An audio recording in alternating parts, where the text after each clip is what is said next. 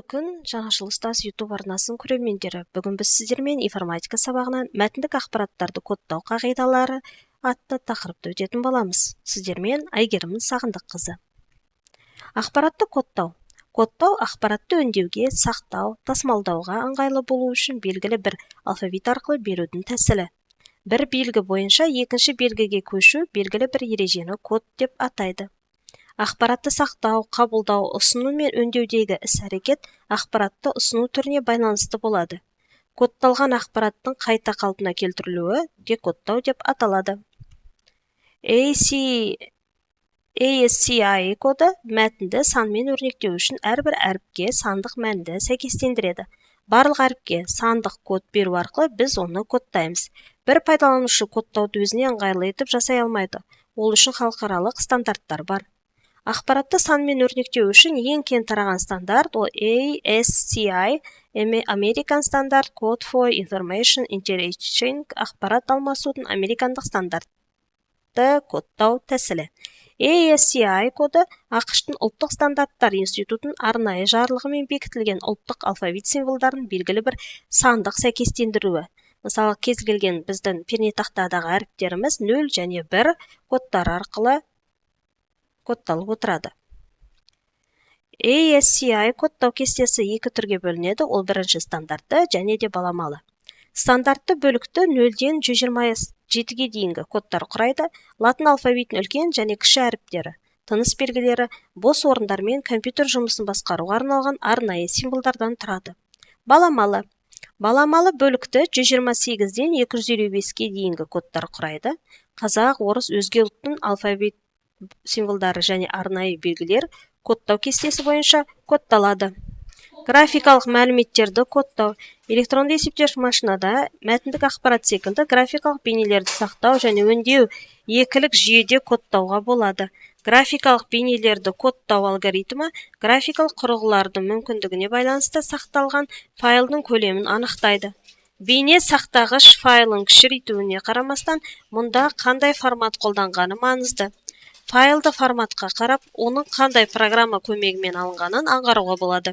Қазіргі таңда графикалық бейнелерді өңдейтін әртүрлі программалардың саны жетерлік.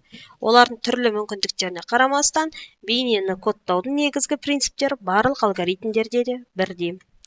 Үшінші суретте графикалық код, яғни растрлық кодтау көрсетіліп отыр. Компьютерлік экранда бейненің әрбір кішкентай элементі пиксель көмегімен кодталады. Мысалы, пиксель ағылшын тілінен picture element сөзінің қысқартылуы. Әрбір пиксель бейне беттегі нысандарды бейнелеу үшін қолданылады. Мысалы, дисплей бетіндегі әрбір бірегей нүктелер тұрады. Түстер немесе пиксель жиынтығынан мозаика секілді түрлі түстер құралады. Бұл жерде кодталған бізде 1, 0, 0, 1, 0, 1, 1, 0 кодтары әртүрлі қара, ақ, қара түстерін беліп отыр. Компьютерде де растрлық әдісті қолданғанда әр пиксель үшін биттер саны бөлінеді. Әр түске белгілі бір екілік код сәйкес келеді, яғни 0 және 1. Мысалы, егер бірлік тереңдік 1-ге тең болса, онда 0 қара, ақ түске сәйкес келеді. Ал биттер тек қара, ақ түсті бола алады. Егер бит тереңдігі 2 бит болса, онда 0, 2, 0 қара, 0, 1 көк, 1, 0 жасыл, 1, 1 қызыл болады. 3-тен көп бит қолданғанда түстердің саны артады. Мысалы, 4 бит тереңдігін қолдануға болады. Сонымен түсті кодтау бағдарламалық көмегімен 2, 4, 8, 16, 32, 64, 226 түрлі түстерді көрсетуге болады. Дыбыстық ақпаратты компьютерде өңдеу барысы. Қазіргі таңда AV, Audio Video Interleaved форматы қолданылады. Негізгі мультимедиалық форматтар AV және WAV жадтан өте үлкен көлем алады. Сол себепті тәжірибеде дыбыстық және бейне кодтарды сығудың әртүрлі тәсілдері қолданылады. Стандарттық тәсіл Moving Pictures Expert Group қозғалатын бейнелердің эксперттер тобы. MP1 стандарты кейбір танымал дыбыс жазу форматтарды бейнелейді.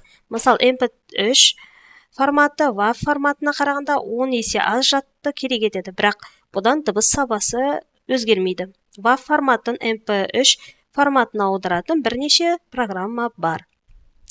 Unicode кодтау. 1 байт 8 биттен тұратын белгілі. 8 бит көмегімен 256 мүмкін болған символдарды кодтай аламыз. Демек, ASCII-да 256 символ ғана кодтаймыз деген сөз. Кейбір алфавиттерде, мысалы Қытай және Жапон иероглифтерінде символдар саны 256-дан көп. Бұл жағдайда не істеу керек? Осы мәселені шешу үшін өткен ғасырдың 90 жылдарының басында Unicode-та кодтау кестесі жасалды. Бастапқыда Unicode-та кодтау 2 байттан 16 биттен тұрды. 16 битпен 2-нің 16-ға көбейтіп 65536 символды кодтауға болады. Ең көп тараған Unicode-тың 1-2 түрін атап өтуге болады. Интернет үшін UTF-8, Windows үшін UTF-16 түрлері қолданылады. UTF-8-де алғашқы 128 символ 1 байтпен кодталады да, қалғандары 2 байт пен 4 байт арасында кодталады.